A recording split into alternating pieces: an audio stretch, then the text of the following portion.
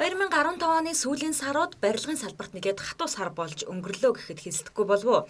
Учир нь барилгын салбарын том гүйлгээ хийж байсан ипотекийн 8% зээл зогссон асуудал юм.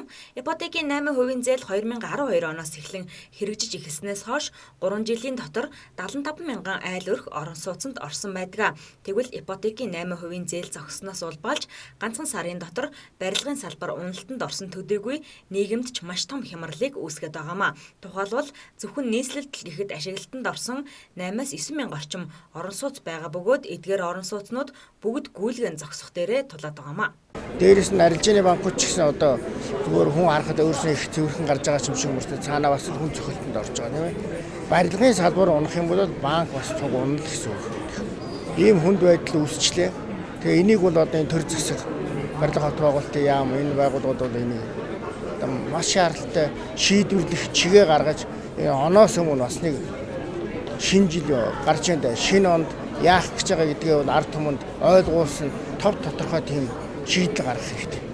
Барилгын салбарын энэхүү том хямрал нь ганц орон сууц гэлтгүй барилгын материалын борлуулалтад ч мөн нөлөөлж байгаамаа. Тухайлбал барилгын материалын захуудын хувьд өнгөрсөн жилийн мөн үетэй харьцуулахад борлуулалт муудсан төлөвтэй байгаа юм. За мөн барилгын салбарын уналт нь банкудад ч нөлөөлж байгаа. Учир нь баригдаж байгаа болон ашиглалтанд орсон орон сууцнууд санхүүгийн тал дээр банкудаас зээл авч барилгаа барьдаг. Эргээд харин орон сууцаа борлуулалтанд оруулж байж өрөө төлдөг.